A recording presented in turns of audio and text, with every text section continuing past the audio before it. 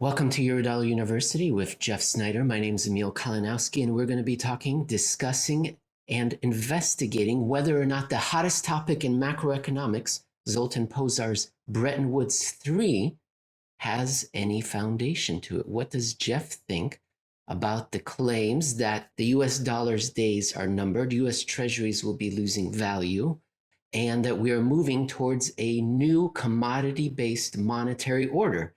We're going back to the future, going back to something like what we had in Bretton Woods. Jeff, you're the head of global research for Alhambra Partners.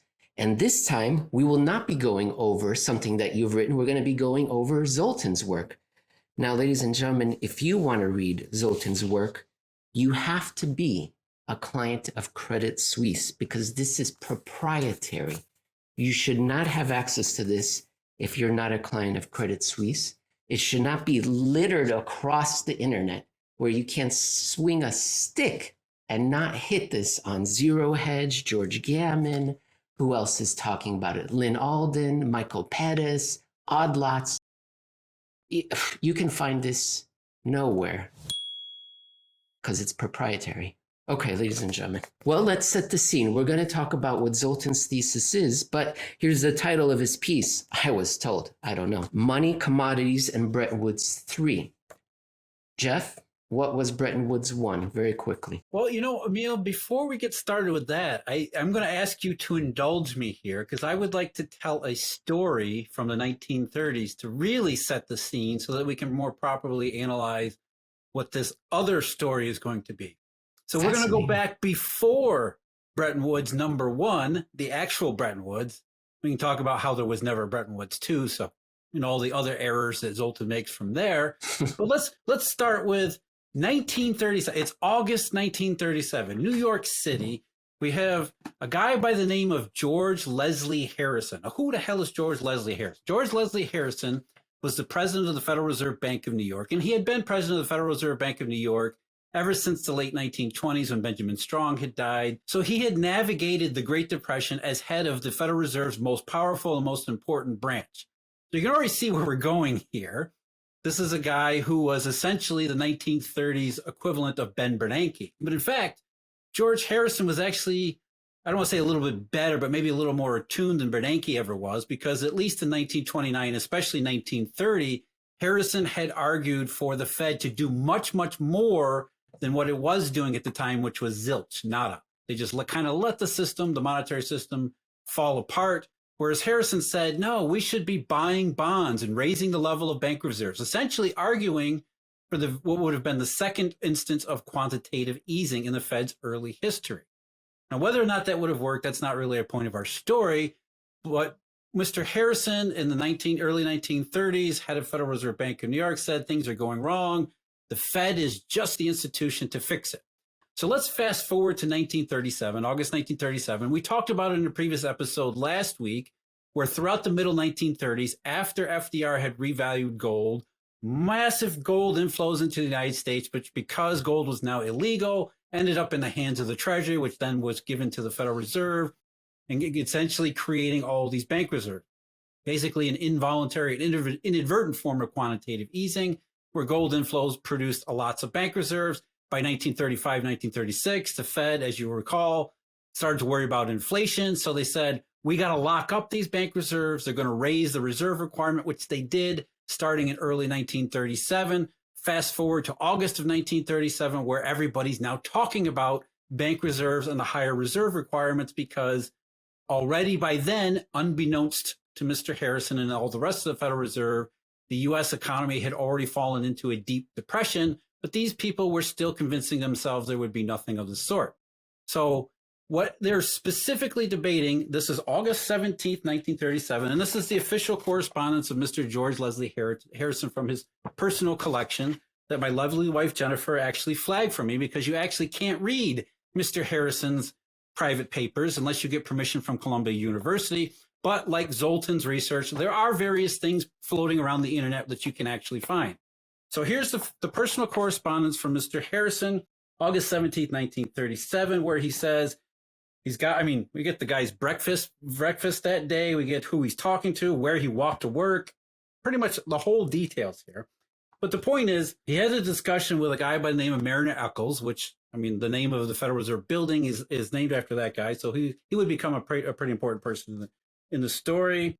So he's got a meeting with Eccles, a guy by the name of Rolfs, which I don't know, and Alan Sproul, who would become the Federal Reserve Bank of New York president after Mr. Harrison left in 1940. The issue that was on their minds that day in August 1937 was the fact that after raising the reserve requirement, what would happen is that by the time we got to the end of 1937, there are seasonal variations in currency because of a number of things. We've got the agricultural, the flows of goods and money overseas and then back into the interior. You also have the Christmas shopping holiday, which by and large, even back then, there was a higher need for cash in the public hands during Christmas shopping because people like to buy goods or like to buy Christmas presents and goods in the real economy. So they were forecasting in August 1937 that after raising the reserve requirement, that it could become kind of an issue later on in the year because excess reserves, now with a higher reserve requirement, there were fewer excess reserves could actually fall below a very low threshold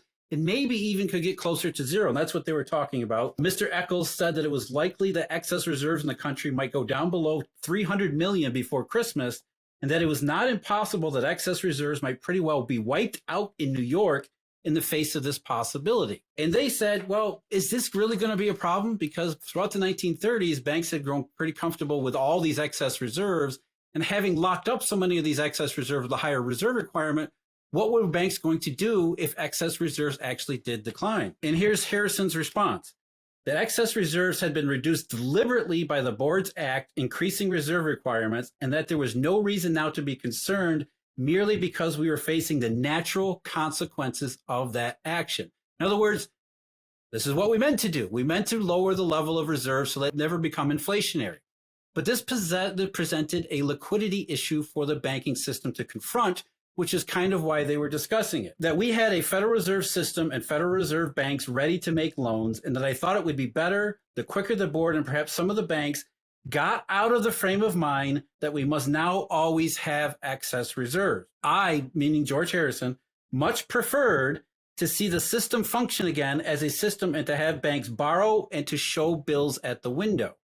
I was confident that if New York money market got to a point where excess reserves were pretty well wiped out and funds were short, that the principal banks in New York would be willing to borrow from the Federal Reserve rather than to force liquidation of their governments, particularly their long-term government. Now, this is actually something that Milton Friedman talked about in A Monetary History in an episode there. And I think his comments from this, picking up from this part in August 1937, will finish out our little story here. So Harrison said, we're facing a shortfall of excess reserves in the future. I don't think it's going to be a problem because we're the Fed. We've got this covered. And in the executive board meeting of the Federal Reserve Bank of New York, a little bit over a week later, this is now August 26, 1937, Mr. Harrison, who is the president of the Federal Reserve Bank of New York, was confronted by a guy by the name of G.W. Davison, who was also on the board of directors of FRB&Y, but was also a banker. And what Milton Friedman records in his book about this meeting was Mr. Davison reacting with shock and horror at Mr. Harrison's suggestions here. Because, as it says here, Mr. Davison was shocked by Mr. Harrison's resume of the reviews of the New York bankers because it differed so materially from his own impressions gained from contacts within certain of the bankers. To sum it up, the bankers told him to go stuff himself. They're not going to let themselves be run down in excess reserves, to let their liquidity margins go so low, and that they were going to take proactive action in anticipation of it. And the reason they were, and this is where I want to use Milton Friedman's own quote to finish out our story. And remember, Milton Friedman was a friend of the Fed. Yes, he was very honest and open about criticizing them in the 1930s, but he really wanted to see these people and wanted to see the institution succeed. And so his remark about this particular episode, I think, is particularly interesting. Throughout the high level of the discount rate relative to market rates reinforced the bank's reluctance, bred on their 1929-33 experience, to rely on borrowing from the Federal Reserve banks for liquidity, and led them instead to rely on cash reserves in excess of the legal requirements and on short-term security. So what are we saying here? What is the moral of the story? The moral of the story is the Fed thought bank reserves were going to be inflationary. They were not. The Fed thought that they were going to raise the reserve requirement, and it wouldn't be a big deal to the banking system because the banking system now had this new Fed that was going to be proficient and effective in managing the system's liquidity. The bank said, AF, what is the acronym? Are you kidding me? The banking system said, are you freaking kidding me? We don't trust you, Fed. We don't trust anything about you. And so you're going to raise the reserve requirement. You're going to present us with this opportunity or this actual, this problem of a seasonal low in liquidity.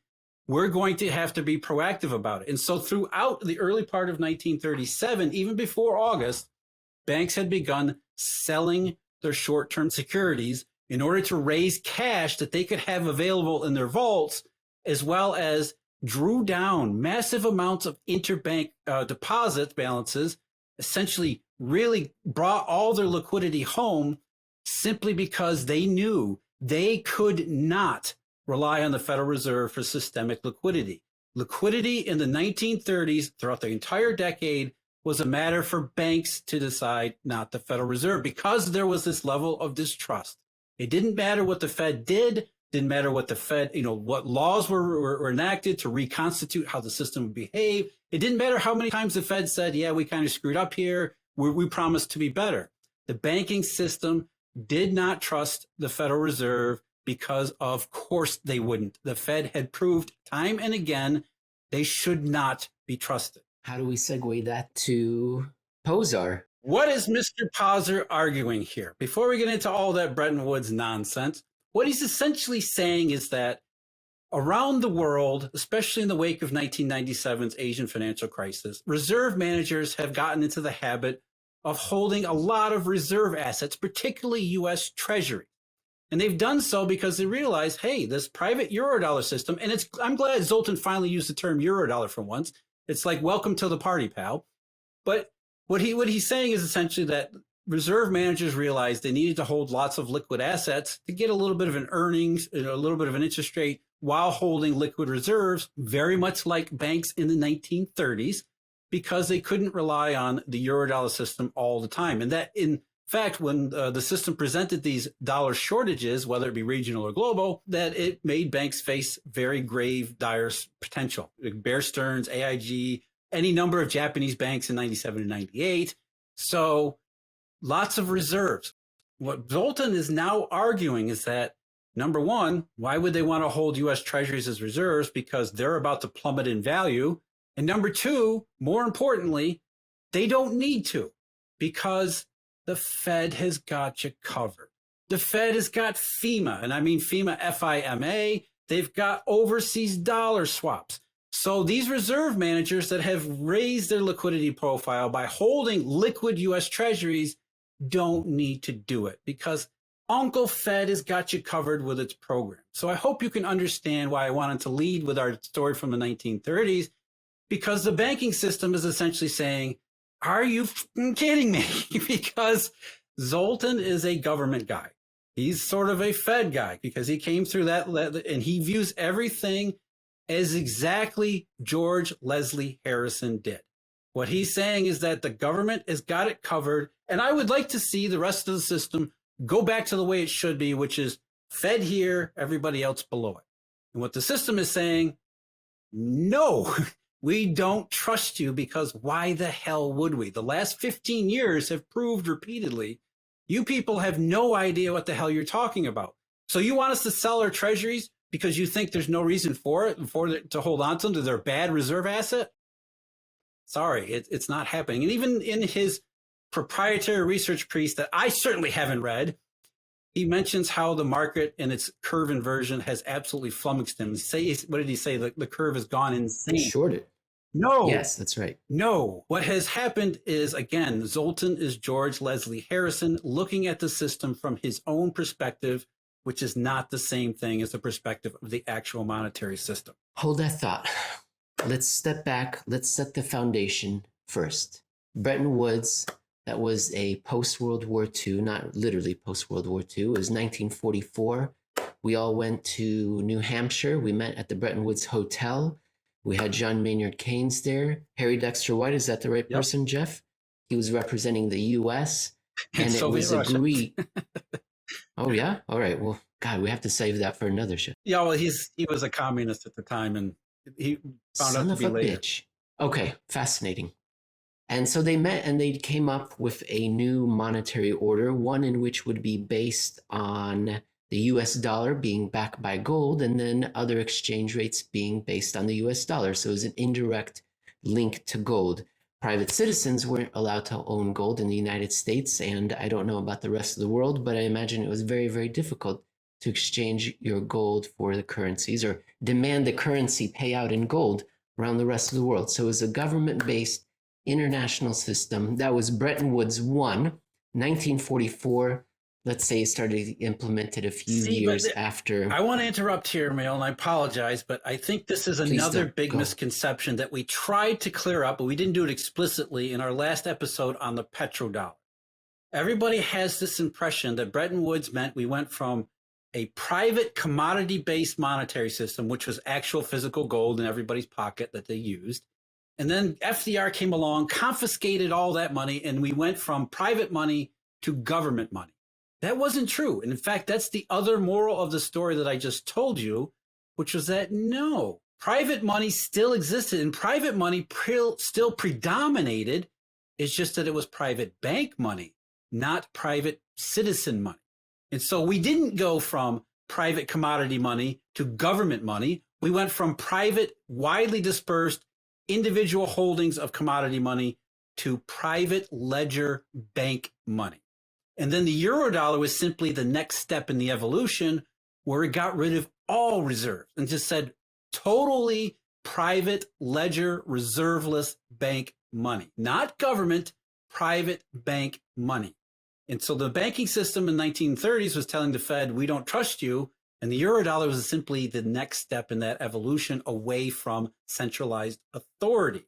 So even while Bretton Woods I was supposedly working, it actually was not working, as witnessed especially in the latter half of the 1950s when the U.S. lost, 2/3 of its gold reserve, some major proportion of its gold reserve, simply because Bretton Woods had already been undermined by Eurodollar liquidity. As we said in that petrodollar episode, even I hate to use the term, but even the morons at the Fed in the early 1960s had to realize that there was that quote that we said, that, boy, all these dollars outside the United States, it provided the level of liquidity that the world actually needed. And that was really the point of the Eurodollar introduction in the first Bretton Woods era, was because the Eurodollar as a private bank-centered ledger money system could do the role of reserve currency that Bretton Woods could not. None of that is covered in Zoltan's pieces, at least the two that I read. It goes from Bretton Woods I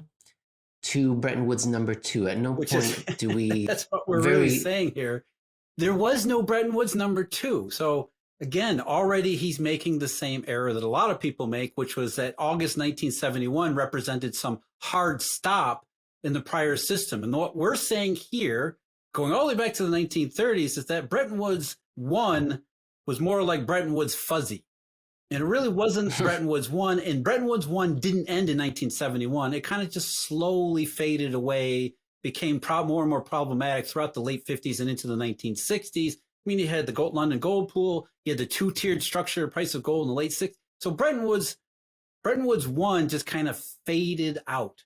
And it was not replaced by a Bretton Woods II.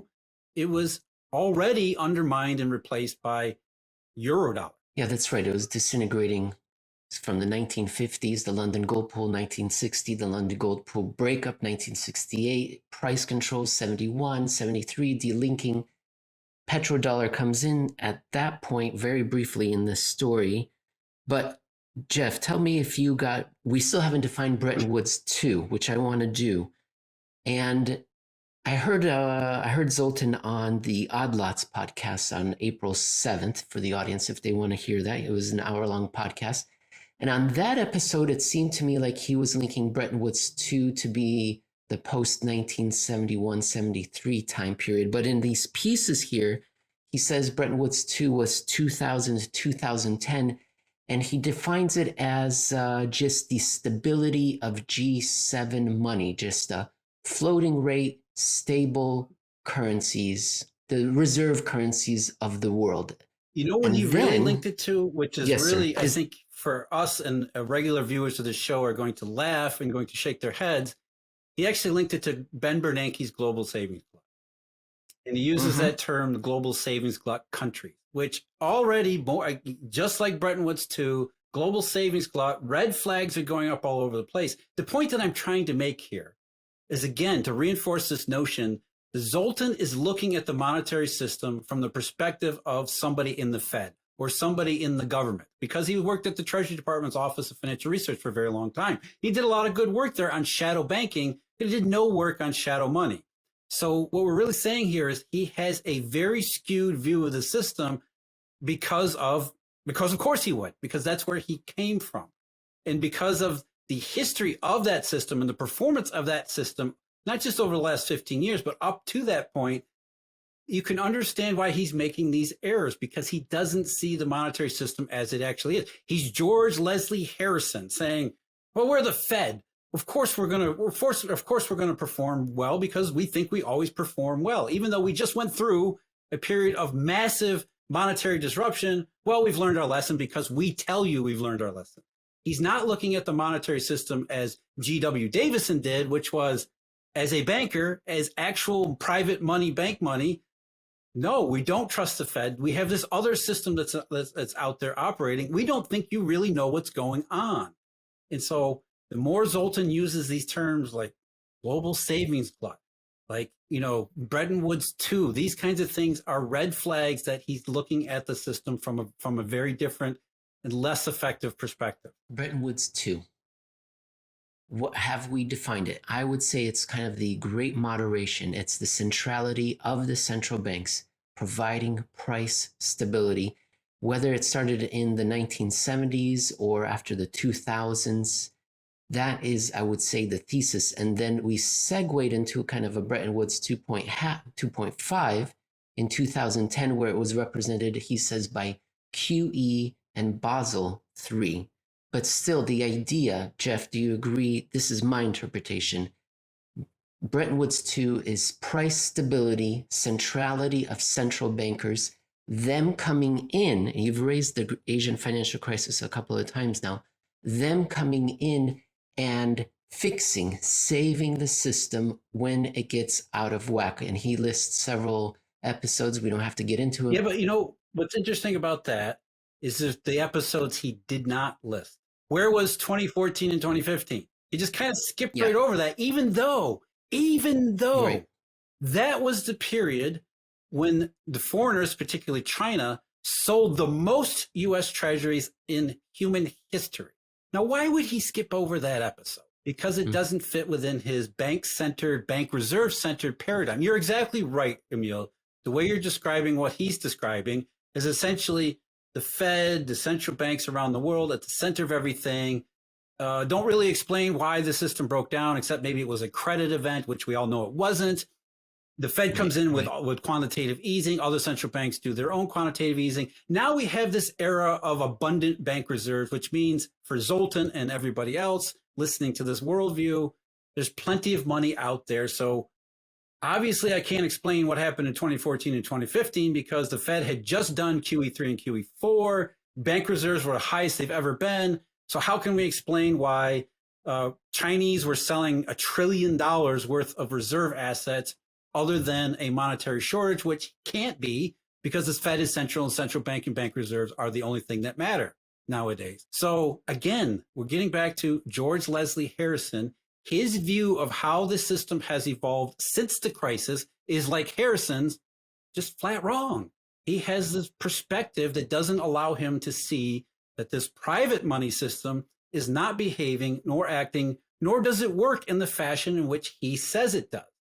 So if the system isn't the way he says it is, then how are we supposed to believe it's going to evolve into the way he says it should be? We're going to talk about what Bretton Woods III is, ladies and gentlemen. But Jeff, let me just follow back on that point.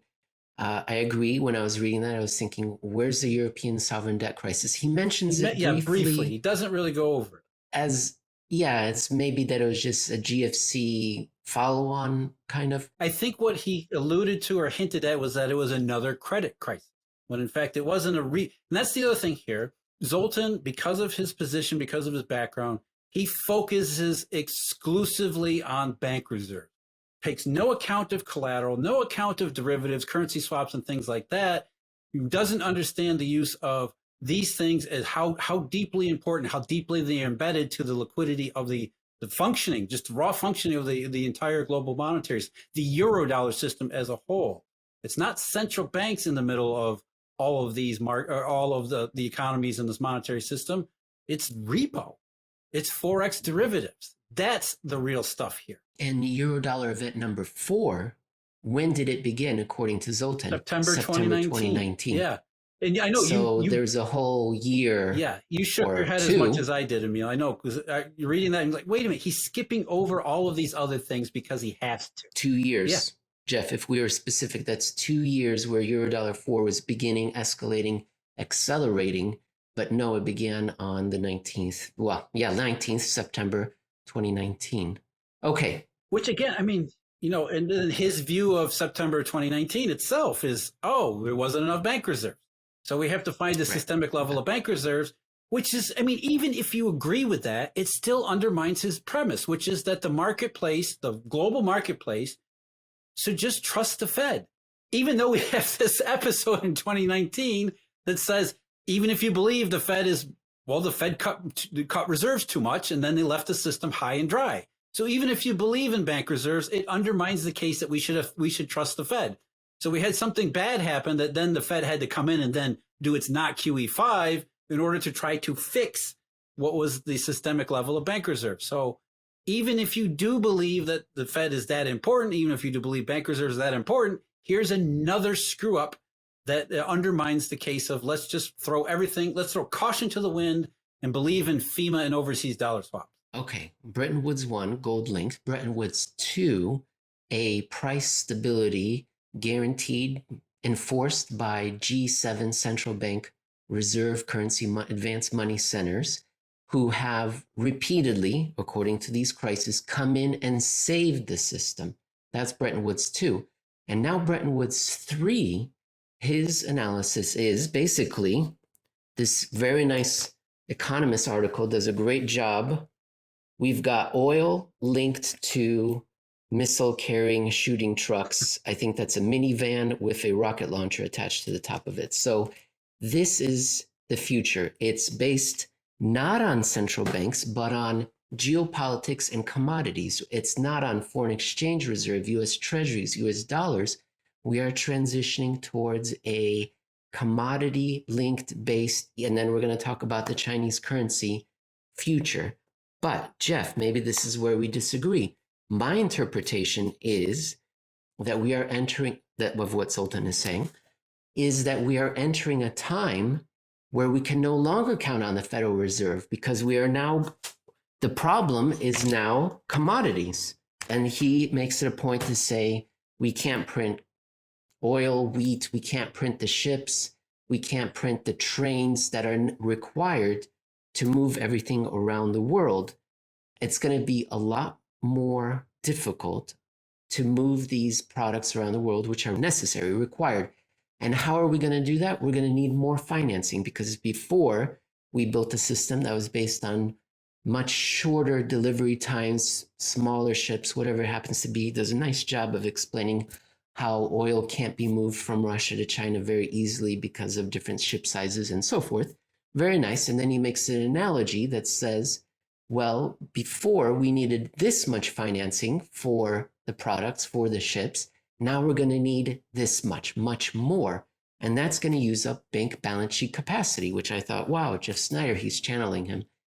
If it's going to use up bank balance sheet capacity to move these products around, the banks need to find bank balance sheet capacity. They're going to have to get rid of some things. They're going to prioritize the moving of these products over some things that are less important. And I'm thinking US Treasuries and so forth.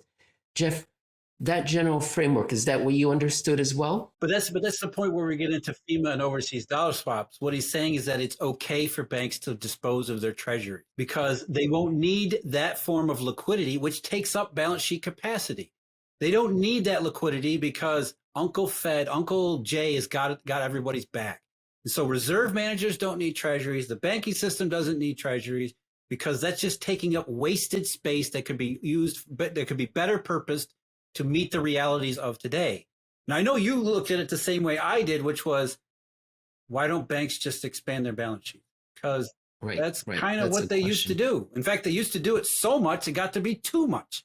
And so again, he's looking at the system backwards. He's looking at everything backwards. Instead of saying, how do we proportion scarce balance sheet? How do we get banks to grow their balance sheet like they used to?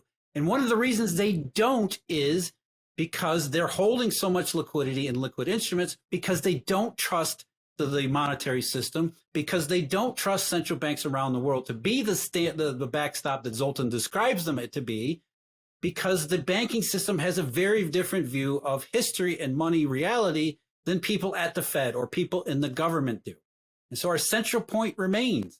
Zoltan is George Leslie Harrison saying, we should be able to do this when the banking system is saying, are you kidding me? Because that's not how it works. You want us to ditch our treasury and our liquid assets and just trust in the Fed? Ain't happening, pal. I'm reading a section here of a very proprietary report that has nothing to do with our show that says something along the lines of that because this financing will be required, that won't be good news for treasuries on the eve of QT. Let's not worry about the QT part of Jeff, but basically. Well, that's, Emil, that's kind of the last point here is that if you somehow accidentally stumble across Zoltan's research ever since he moved to Credit Suisse, it always ends with that premise. Everything is about how the treasury market is about to blow up, or how the dollar is about to crash and be replaced. And everything that follows, we discussed, I believe on the show, or maybe not, maybe it predated the show, his too many treasuries arguments, that dealers were getting stuffed with treasuries in the wake of the Tax Cut and Jobs Act of 2019, and that was going to ruin the treasury market because banks couldn't absorb it. As it turned out, banks absorbed a fair amount of it and did so voluntarily because of collateral and liquidity reasons, but also hedge funds, because there was this enormous basis trade that opened up, and hedge funds that aren't really willing to take a lot of risk these days were looking for a leverage opportunity in safe and liquid instruments too. He never solves that part of the equation, which is, why is everybody so focused on safety and liquidity? And why is that such a major problem that banks won't expand their balance sheets? Because they're so focused on, again, here's your answer right here. Go back to 1937. Start reading what the bankers were telling you, not what the Federal Reserve was telling you. He foresees a world where now commodities are used instead, emphasized, commodity reserves versus foreign exchange reserves. Yeah, he says I think what he's saying is more nuanced. He's not saying the Eurodollar system is gone. He's just going to say that's going to recede over time. We're going to transition to a commodity-based system, which is, again, kind of laughable. Because you realize the reason we went to this direction is because it is cumbersome, inefficient to an extreme to settle any kind of reserve or money matter in a physical commodity, not to mention unpredictable and unreliable. So the idea that we're going to switch to a commodity-based monetary system is far-fetched, to put it kindly. Also, there's going to be less recycling of US dollars and these treasuries because commodity producers will be dealing in other currencies. And he picks just one here, the renminbi, the yuan, the Chinese yuan. He sees that as being linked to commodities. So it'll be the renminbi, China rising with commodities, replacing US dollar, US treasuries. Because why? And this is another article, and it's titled The Big Short, I think. I don't know. I wouldn't know. It's allegedly titled that way. And some ideas he has here about what the consequences will be of Bretton Woods III, including the US dollar falling in value, at least relative to the renminbi, if not overall. US treasuries going down in value because of a wave of inflation and interest rate hikes coming along. Yeah, and it gets into the circular reasoning, right? Because why would reserve managers hold U.S. Treasuries, these foreign reserve managers hold U.S. Treasuries that are going to fall in value, which is going to force them to sell them because they can rely on the Fed for their liquidity, which means they're going to fall in value, which means they're going to sell them. I mean, it's circular logic. If you believe that reserve managers don't believe in the liquidity profile of U.S. Treasuries and those types of instruments, then this makes sense.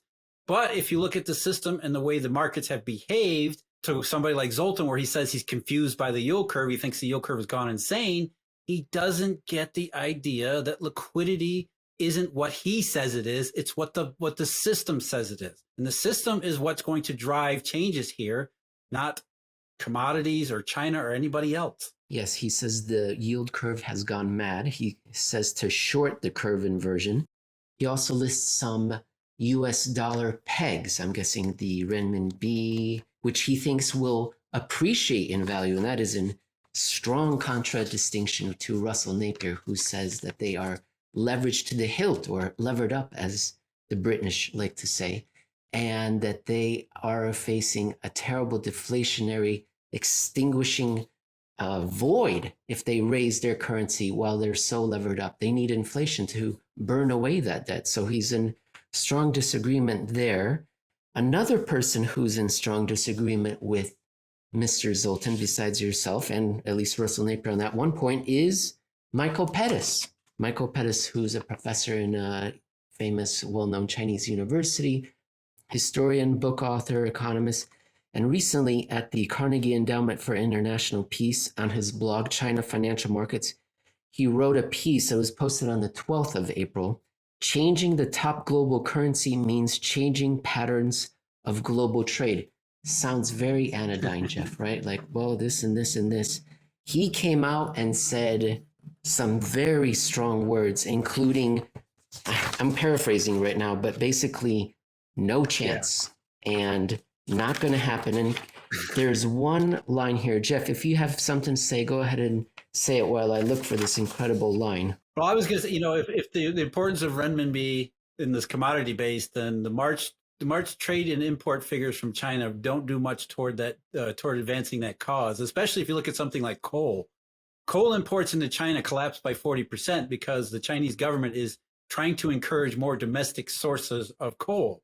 And it isn't just coal. I mean, imports overall in China fell, actually, a tiny fraction. They actually declined despite massive price increases last month, which is indicative of not a strong China about to rewire the world in its own image, but rather a weak China trying to hold on dearly, which I think is why Shanghai is locked down right now, why Xi continues to pursue his zero COVID insanity, simply because he's flexing his internal muscle and saying, I don't allow for dissent here, including dissent on an economy continuing to fall off, not get better. I highlighted the Hades out of this report, but of course I didn't highlight the most important part here that I wanted to read out to everyone.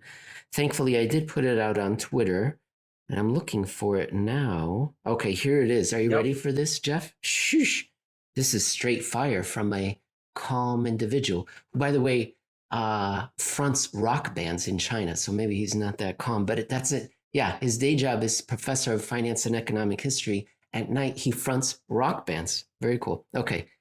Quote, for all the uninformed and excited discussions about the foreign antagonists forcing the US dollar to lose its global dominance, this will never happen. And then he lists some reasons. No other country, including none of the country's antagonists, is willing to take on the exorbitant burden. In this article, I don't think people understand that either. The Chinese actually tried to do this. They created an offshore Euro yuan, if you want to call it that, an offshore market in Hong Kong, but they never let it go. They were unwilling to let the yuan do what it needs to do in order to be a legitimate reserve currency. And I think that's maybe the overriding topic here, is that people, including Mr. Pozsar, don't seem to understand how a reserve currency actually works. He understands really well how bank reserves from the Fed get traded throughout the system, but since that's such a narrow slice of what actually happens in the reserve currency system, it's no wonder he keeps going off in these other directions, pursuing white rabbits and white elephants that aren't really realistic. This doesn't make us national chauvinists either. We're not arguing that the dollar is the best. What you and I argue, Emil, if you allow me to put words in your mouth, is that there just isn't any realistic alternative. And Zoltan's idea of ditching treasuries for commodities is even less realistic than some of the others that have been brought up, because it misunderstands everything from the foundation on up. Pettis addresses commodities in his article by saying why it wouldn't make any sense to use them as reserves for commodity exporters. No, it wouldn't. It would make no sense whatsoever. For commodity exporters, he said it would only amplify their, it would be pro-cyclical, because the commodities would be worth the most when you need them less, right? So the exporter, Russia, Saudi Arabia, Iran, Venezuela, whoever, they have these reserves of commodities. They're worth a ton. Going is good. You don't need them to be worth a ton. But when would they be worth very little is exactly when you would need them. When commodity prices are low, that's when your economy would be struggling. So it would be pro-cyclical. I think that's one of the underpinning assumptions, because, again, what they're saying is US Treasuries are going to lose value and commodities are only going to gain value because they believe this is a structural or secular inflationary environment, which, again, history shows you otherwise. Listen to what's going on in the system.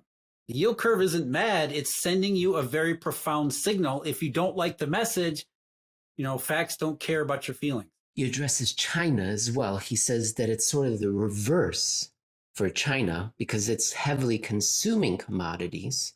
And if they use commodities as reserves, it's more expensive. They would be in the same pro-cyclical basis. Exactly. So when China's doing well, commodities should be up and high in price because China's consuming so many of them. So why would you need foreign reserves, so many of them at that point? When China's doing poorly, when the economy is lousy, commodities should be lower in value because the biggest end user's not requiring them. And so then what would China be doing with reserves whose value is falling? And so he made the point that this is pro-cyclical, not at all what you want from reserves, which should be stable to reverse cyclical. And again, there's so much of this that that it's just backwards. The idea of the global savings club, for example, to go back to that for a moment, they've got that backwards. Yes. It wasn't as if reserve managers started piling reserves. What happened was the Eurodollar system exploded and expanded, and a lot of that Eurodollar resources found its way into the hands of official sector. So we have Eurodollar expansion leading to reserve managers buying more reserve assets. Monetary expansion, more reserves. That's why Zoltan skips over 2014 and 2015, because we have Eurodollar contraction, and that led to reserve managers around the world mobilizing their treasuries because they're liquid assets that they wanted to use in times of trouble, which is exactly what they did. So the reserve system, at least in that respect, functioned the way it was supposed to when, let's be clear here, the Federal Reserve was out to lunch during that entire episode. 2013, 2014, 2015, 2016. What was the Fed doing? Fed was looking ahead to inflation. The Fed was looking ahead to rate hikes. And all of these countries around the world are like, we got to sell hundreds of billions in treasuries because we're witnessing a dollar shortage of proportions that was sort of like 2008. And that's not really something you should skip over because it's inconvenient to the view you want to make. Two more points from Michael Pettis that I want to raise that simply suggest that Bretton Woods III, such as described, is not going to happen. In fact, he used the word never. So we were just discussed point number one. Point number two, he said, is that money is a coward and it's not going to be seeking a home with countries where you don't have flexible, open exchange rates, monetary policy, where you're not discriminated against as a foreigner. Quote, the world uses the dollar because the US has the deepest and most flexible financial markets, the clearest and most transparent corporate governance, and, in spite of some recent sanctions, the least amount of discrimination between domestic residents and foreigners. Compare that to Russia, Saudi Arabia, Iran, Venezuela, North Korea, Canada. No, that was just for a joke. And China, where we obviously don't have that. So would you be putting your money into a country such as China, where they just locked down Shanghai for unknown reasons? What are the chances they're going to lock down your money that way? You don't have the confidence that they're going to do the same, Emil, that they won't do the that's one same. reason why the offshore yuan never really took off. Pozsar responded to this explicitly in his April 7th appearance on Odd Lots and said he equated the Russian sanction against Russia. He didn't mention the Canadian action against people's bank accounts, but let's put them all in the same group. He equated that action to the general behavior, general political governance system that we see in other countries such as China. So he equated the two and he said, well, what's the difference between the two? Point number 3, Jeff, from Pettis, saying why this will never happen, Bretton Woods III, is that it would be an exorbitant burden for Germany, Japan, and China, who are benefiting tremendously from having economies that are based on much more demand than they can internally support. Basically, their export system are based on the idea of sending their savings into the United States, forcing a trade deficit onto the United States. And should we go to some sort of commodity-based system, these sort of trade imbalances would not be possible. They would not be persistent. And the resulting actions would be terrible for the employment credit one more other reason, in China, in Germany, in Japan. And he writes that that's the reason why we haven't seen countries really pursue or welcome huge foreign exchange inflows other than the Anglophone countries. Jeff, that's it for me. Yeah, I think that's why is the Eurodollar still here?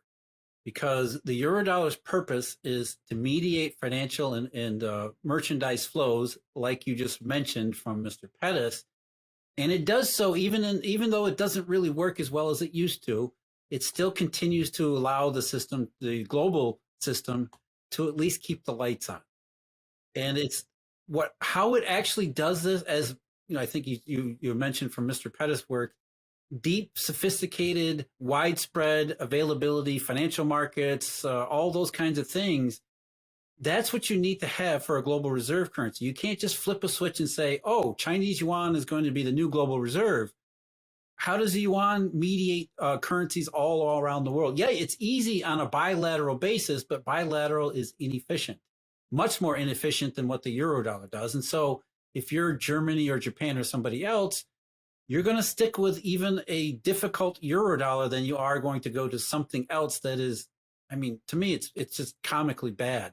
The idea that you're going to use commodities as a reserve asset in a global monetary system is, modern industrial human history moved away from commodities for various reasons that are all showing up right now. My last recommendation for the audience, if they wanted to hear even more, they can listen to Jeff and my favorite podcast, The Rebel Capitalist Show, George Gammon, episode 670 on April 6th. George did a whole hour review as well of Bretton Woods III and what Pozsar is saying. Jeff, woo! A nice, breezy 15-minute episode. I love it. Amazing, right? I think you got to thank Mr. Pozsar for at least sparking the discussion. And it's a good discussion to have because, as we keep saying, we need to talk about the monetary system, but let's do so in a realistic fashion. Let's do so from the proper perspective that incorporates more than just Fed in the middle.